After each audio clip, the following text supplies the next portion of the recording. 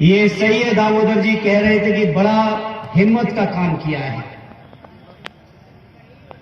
आज के दौर में आमरण अनशन करना, जब वो सरकारें हुआ करती थी किसी जमाने में, जिन सरकारों के अंदर संवेदनाएं होती थी, मानवीय लोकतंत्र के प्रति जज्बा होता था, उन सरकारों के सामने मैं समझता हूं आमरण अनशन करना एक बहुत मजबूत हथियार होता था। लेकिन ये संवेदनहीन लोग, भारतीय जनता पार्टी के सरकार में बैठे लोग, और इनका चरित्र दिल्ली की सरकार से लेकर मध्य प्रदेश, उत्तर प्रदेश होते हुए देश के किसी इलाके में चले जाइए, तो लोकतांत्रिक मूल्यों के प्रति जितना संवेदनहीन भारतीय जनता पार्टी है, उतनी हिंदुस्तान में कभी कोई दूसरी पार्टी संवेदनहीन नहीं रही। और ऐसे संवेदनहीन लोगों के सामने भाई गीतम जी, आपने आमरण अनशन का फैसला लिया, ये आपकी बहुत ही हिम्मत का काम है। आपकी इस हिम्मत को हम सलाम करते हैं, हम बधाई देते हैं आपको कि आपने इतनी हिम्मत का काम किया है। क्योंकि आमरण अनशन, बापू ने कहा था, ये नैतिक ताकत है, नैतिक बल है। जब कोई व्यक्ति आमरण अनशन करता है और उसका स्वास्थ्य कहीं गड़बड़ होना शुरू होता है, तो बड़ी से बड़ी सरकारें झुक जाया करती हैं।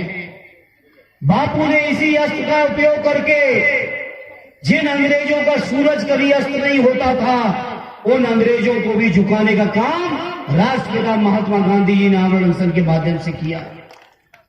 लेकिन ये संवेदनहीन लोग, भारतीय जनता पार्टी के वो लोग जिनका देश की आजादी में कोई योगदान नहीं है, कोई इतिहास नहीं है, ये इस आमरण अनशन की भावना को नहीं समझ पाते हैं। मुझे खुशी है कि आदरणीय राष्ट्रीय अध्यक्ष श्री अखिलेश यादव जी ने, भाई गीतम जी, आपके बीच मुझे भेजा आपके संघर्ष में शामिल होने का, और मुझे सौभाग्य दिया कि आपके आमरण अनशन को तोड़ने का मौका पार्टी ने मुझे मौका दिया। गीतम जी, आपने मौका दिया, उसके लिए मैं अपने आप को सौभाग्यशाली समझता हूं। जिन मांगों को लेकर, जिन चीजों को लेकर, जिन समस्याओं को लेकर आप आमरण अनशन कर रहे हैं, हमारी पूरी की पूरी समाजवादी पार्टी आदरणीय राष्ट्रीय अध्यक्ष अखिलेश यादव जी पूरी तरह से आपकी इन मांगों से न केवल सहमत है, बल्कि आपकी सभी मांगों में हम लोग इस संघर्ष में आपके साथ खड़े हैं। गीतम भाई,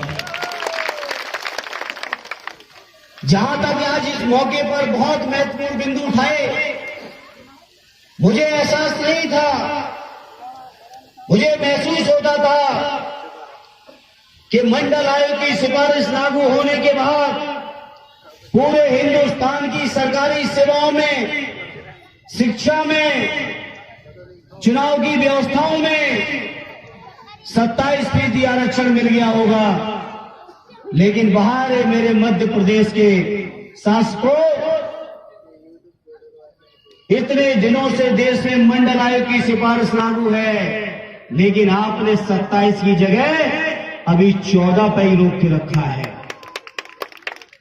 हम आपसे वादा करते हैं, समाजवादी पार्टी इस मांग को बहुत मजबूती के साथ आपके और आपके पूरे उत्तर मध्य प्रदेश के लोगों के बीच, जब तक अपने पिछड़े भाइयों को न्याय नहीं दिला लेंगे, तब तक आपके साथ मजबूती के साथ संघर्ष करने का काम करेंगे।